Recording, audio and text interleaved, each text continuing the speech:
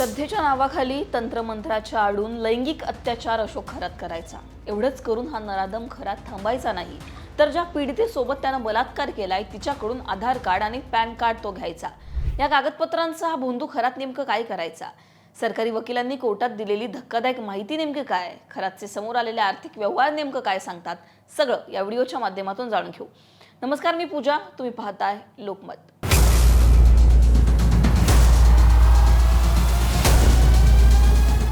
अशोक खरातला गुरुवारी नाशिक जिल्हा सत्र न्यायालयाने 7 दिवसांची पोलीस कोठडी सुनावली। यावेळी अशोक खरातला व्हिडिओ कॉन्फरन्सिंगद्वारे कोर्टात हजर करण्यात आलं। सुरक्षेच्या कारणासाठी ही सुनावणी ऑनलाईन घेण्यात आली। 4 स्क्रीन्स लावण्यात आलेल्या होत्या आणि अशोक खरात यावेळी व्हिडिओ कॉन्फरन्सिंगद्वारे तिथे उपस्थित होता। आता यावेळी तपास अधिकारी, त्याचबरोबर सरकारी वकील आणि अशोक खरातचे वकील यांनी युक्तिवाद केला। सरकारी वकील आणि तपास अधिकाऱ्यांनी यावेळी काही धक्कादायक गोष्टींचा खुलासा केला। सरकारी वकील यावेळी काय म्हणाले तर अशोक खरात याने पीडितेसोबत बलात्कार केला आणि एवढंच करून हा थांबला नाही, तर तिच्या घरच्यांचं, त्याचबरोबर तिचं आधार कार्ड आणि पॅन कार्ड सुद्धा या खरातने मागवलं, जे त्याने अजून परत केलेलं नाहीये। हे जे सगळे डॉक्युमेंट्स आहेत महत्त्वाचे, हा अशोक खरात कशासाठी मागायचा? त्याला कुठली तरी प्रॉपर्टी ताब्यात घ्यायची होती का? या कागदपत्रांचा वापर तो कशासाठी करायचा? हे सगळे प्रश्न जे आहेत ते सरकारी वकिलांनी उपस्थित केले आणि या सगळ्यांचा तपास करण्यासाठी आम्हाला पोलीस कोठडीची गरज आहे, अशी मागणी त्यांनी केली। तपास अधिकाऱ्यांनी सुद्धा हे सगळे जे मुद्दे आहेत ते समोर ठेवले। अशोक खरातनं पीडितेसोबत कशा प्रकारे लैंगिक अत्याचार केले आणि त्यानंतर गर्भपाताच्या गोळ्या ज्या आहेत त्या पीडितेला दिल्या। या गोळ्या हा खरात कुणाकडून घ्यायचा? हे औषध तो कुणाकडून मागवायचा? खरातला ही मदत कुणाची होती? हे औषध कोणतं आहे? या सगळ्यांचा तपास करण्यासाठी आम्हाला पोलीस कोठडीची गरज आहे, असं तपास अधिकारी म्हणाले। आणि या सगळ्यानंतर 7 दिवसांची पोलीस कोठडी सुद्धा सुनावण्यात आली। पण यावेळी खरातच्या वकिलांनी सुद्धा त्यांचे मुद्दे जे आहेत ते न्यायाधीशांसमोर ठेवले। त्यांनी असं म्हटलं की पीडिता इतक्या दिवस का गप्प होती? गर्भपात असेल किंवा लैंगिक अत्याचार असेल यावरती आधी का बोलली नाहीये? पोलीस कोठडीची गरज नाही असं जरी खरातच्या वकिलांनी म्हटलं असलं तरी सुद्धा अशोक खरातला पोलीस कोठडी 7 दिवसांची सुनावण्यात आली आहे। आता या सगळ्यांमध्ये अशोक खरात हा कशा प्रकारे पीडित महिलांचं शोषण करायचा आणि एवढंच करून तो थांबायचा नाही, तर त्यांच्या कागदपत्रांचा वापर हा आर्थिक व्यवहारांसाठी करायचा, ही सुद्धा माहिती समोर आलेली आहे। पतसंस्थांमध्ये अशोक खरातचे जवळपास 132 अकाउंट्स असल्याचं समोर आलेलं आहे।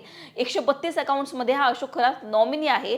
त्याच्या भक्तांच्या नावानं अशोक खरात हा अकाउंट्स ओपन करायचा आणि त्या अकाउंट्समधून, त्या खात्यांमधून तो आर्थिक व्यवहार करायचा, अशी माहिती सुद्धा समोर आलेली आहे। या सगळ्यांमधली एक धक्कादायक गोष्ट म्हणजे काय, तर जसं की मी तुम्हाला सांगितलं, अनेक भक्तांचे पतसंस्थांमध्ये अकाउंट्स आहेत आणि असंच एक खातं आहे रुपाली चाकणकरांच्या बहीण प्रतिभा चाकणकर यांचं। प्रतिभा चाकणकर आणि त्यांच्या मुलीच्या नावानं हे अकाउंट असल्याचं समोर आलेलं आहे, ज्यामध्ये अशोक खरात हा नॉमिनी आहे आणि 40 ते 50 कोटींचा आर्थिक व्यवहार या खात्यामध्ये सुद्धा त्याने केलेला आहे, अशी माहिती मिळतेय। त्याच्यामुळे बघा, याआधी सुद्धा ही माहिती समोर आलेली होती की अशोक खरात पीडित महिलांचा वापर कशा प्रकारे धनिक पुरुषांना जे आहे ते पुरवण्यासाठी करायचा, स्वतः लैंगिक अत्याचार करायचा, त्यानंतर त्या महिला धनिक पुरुषांना सुद्धा पुरवायचा। आणि आता ही माहिती काय समोर आलेली आहे तर त्या महिलांची कागदपत्र सुद्धा त्यांच्या प्रॉपर्टीज लुबाडण्यासाठी, त्यांच्या जमिनी लुबाडण्यासाठी, आर्थिक व्यवहारांसाठी सुद्धा त्यांची कागदपत्र हा खरात कशा प्रकारे वापरायचा, ही सगळी धक्कादायक माहिती आता समोर आलेली आहे। त्यामुळे अशोक खरात याचे पाय किती खोलात होते हे आता समोर आलंय।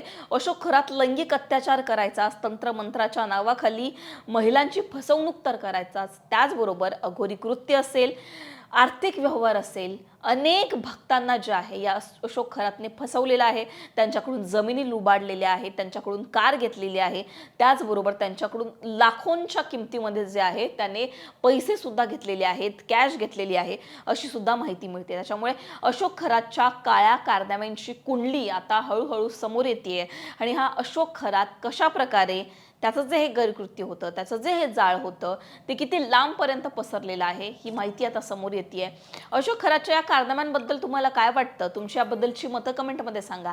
आणखीन याच्यामध्ये कुठली धक्कादायक माहिती समोर आली तर ती आम्ही तुमच्यापर्यंत पोहोचवूच, पण तुमची याबद्दलची मतं ही सुद्धा जाणून घेणं महत्त्वाचं आहे।